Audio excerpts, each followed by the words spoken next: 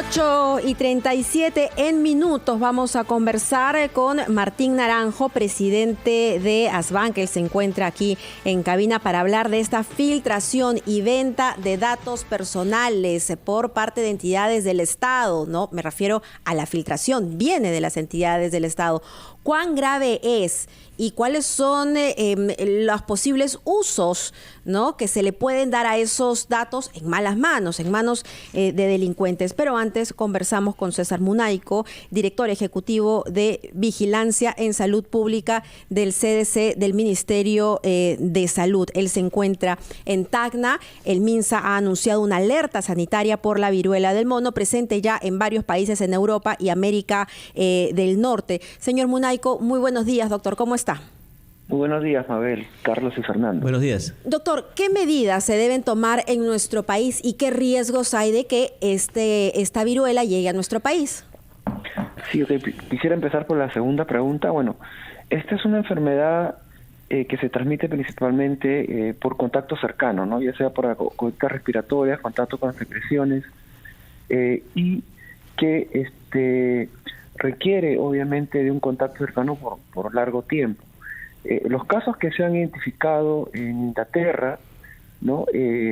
Un caso que se identificó el 7 de mayo, luego un grupo de 4 casos que se detectó en una clínica de enfermedad de transmisión sexual, están siendo estudiadas. Lo importante aquí es evaluar si es que hay transmisión local, porque en años anteriores se han reportado casos que han tenido el antecedente de haber viajado a Nigeria o a otros lugares, ¿no?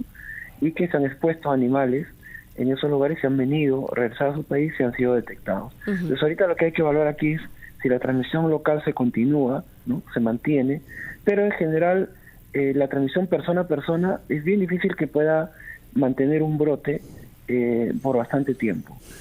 Entonces hay un riesgo, obviamente sí, pero hay que estar esperando cómo se desarrolle los casos en Reino Unido y en los otros países. Sí, doctor, buenos días. Queríamos saber respecto de la vacuna, es decir, lo que se debe hacer preventivamente, porque la viruela que existía cuando yo era niño y nos vacunábamos contra ella fue erradicada del Perú y del mundo el año 80.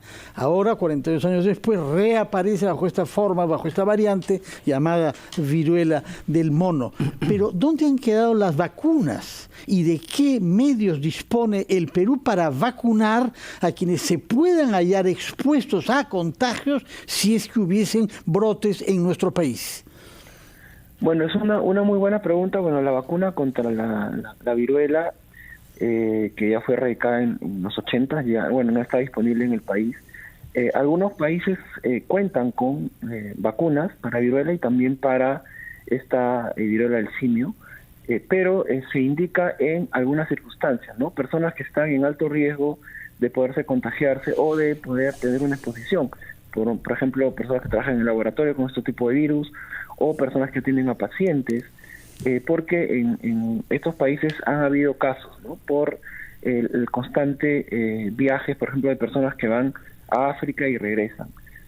Todavía es importante evaluar, como ya lo mencioné, cómo va evolucionando los casos en los otros países y obviamente en función a eso se tienen que ir tomando otras medidas. Comprar vacunas, que no nos vuelva a suceder lo que ya hemos visto, demoras en reacción del Estado.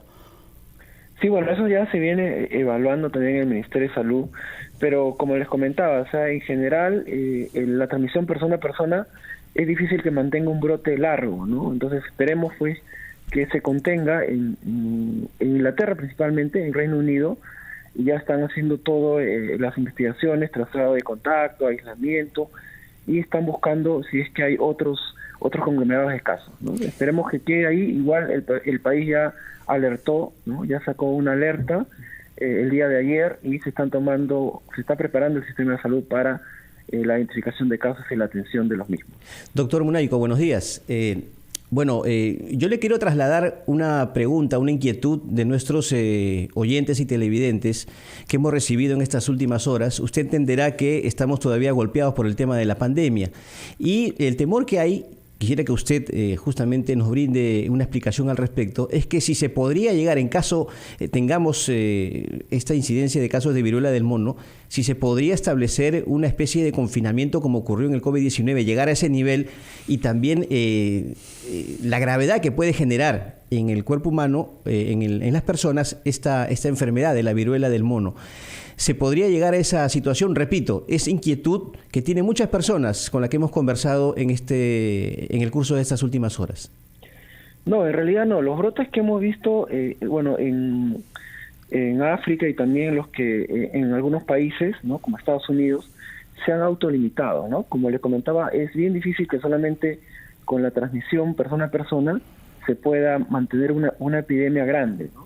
Entonces no creo que llegaremos a ese nivel de poder cerrar nuevamente fronteras o volver al confinamiento. Bueno.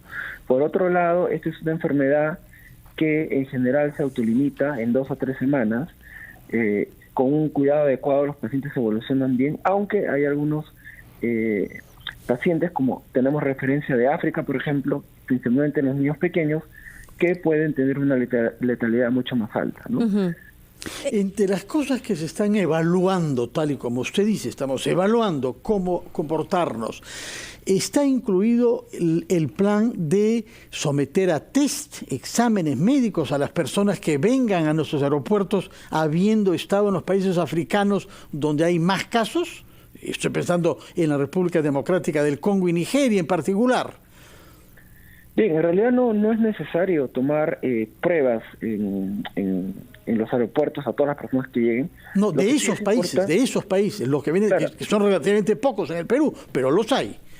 Sí, lo que se recomienda básicamente es hacer un seguimiento a estas personas, ¿no? Que si ingresan al país, que informales, pues si presentan algunos síntomas, inmediatamente acudan a los servicios de salud para que puedan realizarse la investigación, ¿no? ¿Puede repetir cuáles son los síntomas, por favor, doctor Munaico? Sí, los síntomas principalmente, esta enfermedad tiene 2 fases. Una primera fase en el cual se puede parecer a una gripe, ¿no? Porque la persona presenta malestar general, dolores musculares, puede presentar inflamación de los ganglios, astenia, ¿no?